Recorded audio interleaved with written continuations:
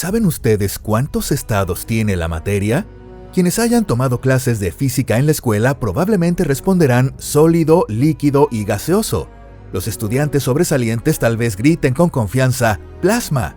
Pero para obtener la calificación más alta en la clase de hoy, eso no será suficiente. Hola a todos. Así es, en realidad el asunto no es tan simple.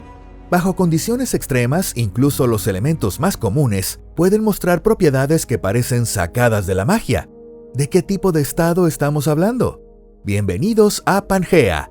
Al ver esto, todo quedará claro. ¡Vamos a empezar!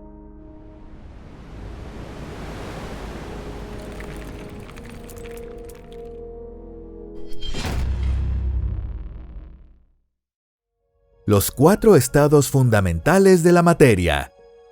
Empecemos con un breve repaso de lo más básico. De los 4 estados fundamentales, los 3 primeros, sólido, líquido y gas, son conocidos por la humanidad desde el Paleolítico. El ejemplo más claro de esto es el agua. El agua pura se congela a 0 grados y hierve a 100 grados. Esto es un fenómeno común en la naturaleza y no requiere condiciones extremas. Sin embargo, las condiciones que permiten pasar de un estado a otro no son constantes inmutables una vez establecidas. Esas condiciones pueden variar según muchos factores. Uno de ellos es la composición química de la sustancia. Por ejemplo, el agua de mar, que contiene sal, se congela no a 0 grados, sino aproximadamente a -2 grados. Pero el factor más decisivo es la presión. Por ejemplo, en el fondo del mar existen fuentes hidrotermales llamadas chimeneas negras o black smokers. Estas expulsan agua extremadamente caliente entre 200 y 300 grados, pero no hierve. Eso se debe a que con la alta presión del agua también se eleva la temperatura necesaria para que hierva. En cambio, en la cima del Everest nunca lograrás preparar una sopa deliciosa.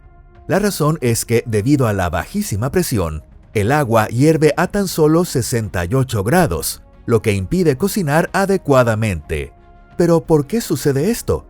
Comprenderlo es clave para adentrarnos en el tema principal de este video. El secreto está en el movimiento de las moléculas. En otras palabras, esto es lo que significa físicamente la temperatura.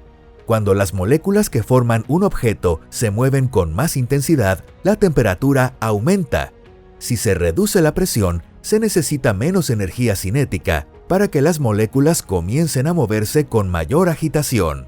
Por el contrario, al aumentar la presión, se requiere más energía para lograr ese movimiento. Por ejemplo, en la cima de una montaña, el punto de ebullición puede ser de apenas 68 grados, y en la superficie de Marte apenas supera los 0 grados. Gracias a los avances de la física, hacia finales del siglo XIX, los científicos lograron explicar el 4.º estado de la materia, el plasma. En los estados sólido, líquido y gaseoso, los átomos mantienen cierta estructura coherente, pero al aumentar aún más la temperatura, comienza un proceso llamado ionización. En el caso más simple de ionización térmica, los átomos adquieren una enorme cantidad de energía, se mueven con violencia y chocan entre sí repetidamente. Como resultado, los electrones pueden ser expulsados de los átomos o bien se les puede adherir electrones adicionales. El plasma es, en pocas palabras, un gas ionizado. El ejemplo más sencillo de plasma a baja temperatura es el fuego. De hecho, alrededor del 99.9% de toda la materia bariónica que se observa en el universo está en estado de plasma. En realidad, las estrellas mismas están compuestas enteramente de plasma. Bien, ahora que hemos entendido de forma general los 4 estados fundamentales de la materia y su significado físico, veamos algunos descubrimientos aún más fascinantes. ¿Qué ocurriría si calentamos un plasma de alta temperatura aún más? ¿O si enfriamos aún más una sustancia que ya está en estado sólido? ¿Alguna vez se han hecho esa pregunta? Aquí es donde empieza lo realmente increíble. Materia sobrecalentada.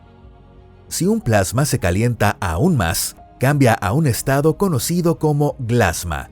En este estado ya no colisionan átomos entre sí, sino protones e iones individuales. Con cada colisión se generan campos electromagnéticos interrelacionados. El plasma es un estado extremadamente inestable y se desintegra en fracciones de segundo, por lo que estudiarlo resulta muy difícil.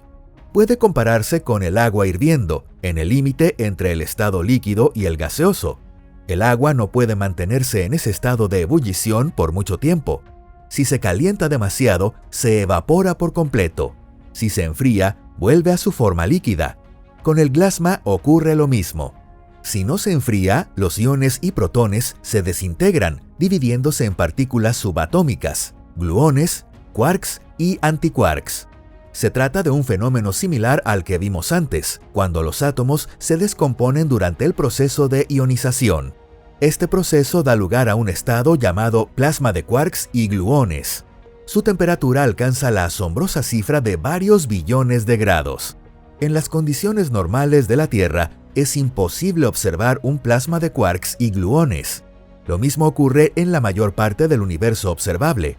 Ni siquiera el interior del Sol alcanza una temperatura tan alta como para que la materia llegue a descomponerse de esa manera. Además, la presión en el núcleo solar es tan elevada que incluso a 15 millones de grados, la materia permanece en un estado de altísima densidad. Los científicos creen que en los brevísimos instantes posteriores al Big Bang, el universo entero estaba lleno de plasma de quarks y gluones, y que hoy en día ese estado solo podría encontrarse en el núcleo de una estrella de neutrones. Aún no hemos llegado a las profundidades más remotas del universo. Por eso, solo podemos contar con la pequeñísima cantidad de plasma de quarks y gluones que logramos generar en el laboratorio. Ese plasma de laboratorio existe solo por un instante y en cantidades minúsculas. Pero si algún día pudiéramos crear un mar estable de plasma de quarks y gluones, veríamos que se comporta como un líquido casi opaco. A diferencia del agua corriente, del nitrógeno líquido o de los metales fundidos, el plasma de quarks y gluones es un líquido casi perfecto, es decir, tiene una viscosidad extremadamente baja. Puede infiltrarse por los espacios más diminutos y no se adhiere a ninguna superficie. Supongamos que metieras la mano en plasma de quarks y gluones y por un milagro no te quemaras al instante. Aún así, al sacarla, tu mano no estaría mojada. El líquido habría resbalado completamente en una fracción de segundo. Lo repito, por si acaso. Esta es solo una imagen hipotética. No se puede tocar físicamente una sustancia más caliente que el interior de una estrella. Sí, aunque tengas muchas ganas de hacerlo. Ahora bien, si por alguna razón no te convence el plasma de quarks y gluones, siempre puedes intentar enfriarlo un poco. Al enfriarlo, ocurre un proceso químico llamado hadronización, algo así como una congelación. En ese momento aparece un nuevo estado llamado gas de hadrones y se manifiesta un fenómeno llamado confinamiento. Debido a la naturaleza de la interacción fuerte, los quarks no pueden existir de forma aislada y siempre se agrupan formando partículas llamadas hadrones. Si te gustan los juegos de palabras científicos, este es uno que vale la pena recordar. Por desgracia, por ahora, el gas de hadrones solo existe en modelos teóricos. Así que, lamentablemente, no podemos contarles nada mucho más fascinante sobre este gas, por el momento. Hasta el cero absoluto. Hasta ahora, hemos visto qué ocurre cuando la materia ya caliente se lleva al extremo mediante el calor. Ahora, probemos el proceso inverso. Tomemos algo que ya está frío, por ejemplo, un gas que se ha cristalizado en estado sólido a temperaturas extremadamente bajas, y tratemos de enfriarlo aún más. Lamentablemente, este experimento ofrece muchas menos libertades que el caso del calentamiento. En teoría, se puede aumentar la temperatura de manera infinita, pero solo se puede reducir hasta el cero absoluto. Por eso se llama absoluto. El cero absoluto equivale a menos 273.15 grados Celsius. Además, por múltiples razones, es imposible alcanzar el cero absoluto en sí mismo. A nivel básico, el que se enseña en la escuela, para enfriar un sistema es necesario extraerle energía. Y cuanto más se enfría, mayor es la cantidad de energía que hay que extraer. Por eso, para llegar al cero absoluto, habría que extraer una cantidad infinita de energía, pero, por definición, eso es imposible. La temperatura más baja alcanzada por la humanidad hasta ahora está apenas una billonésima de grado por encima del cero absoluto. En teoría, se puede acercar indefinidamente a esta temperatura límite, pero jamás alcanzarla. En la práctica, la temperatura que ya hemos logrado alcanzar es suficiente para abordar los desafíos actuales de la física de temperaturas ultrabajas. Cuando se enfría la materia hasta un nivel apenas una billonésima de grado por encima del cero absoluto, la mayoría de sus partículas caen al estado cuántico más bajo y quedan casi inmóviles, como congeladas. En ese momento, efectos cuánticos que normalmente solo podrían detectarse con equipos de altísima precisión, empiezan a manifestarse a escala macroscópica, observables incluso a simple vista. A este fenómeno se le llama condensado de Bose-Einstein.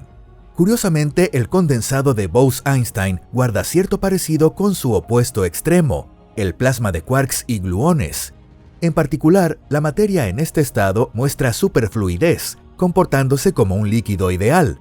Es decir, este líquido puede ascender por capilares, moverse sin fricción y extenderse al instante sobre cualquier superficie. Otra propiedad útil de la materia ultrafría es la superconductividad. Esto significa que puede conducir electricidad sin resistencia. Estas propiedades dan lugares a efectos sorprendentes y podrían abrir el camino hacia tecnologías futuristas, como los coches voladores. Sin embargo, lamentablemente, su aplicación práctica sigue siendo muy limitada. Esto se debe a que mantener esas temperaturas tan bajas consume cantidades enormes de energía. Además, existen otros estados inusuales que no hemos mencionado hoy. Muchos de ellos solo existen sobre el papel, es decir, como cálculos teóricos realizados por científicos. Pero si les interesa, los presentaremos en otra ocasión.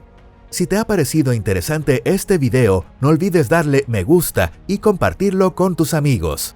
Gracias por verlo. Nos vemos en el próximo episodio.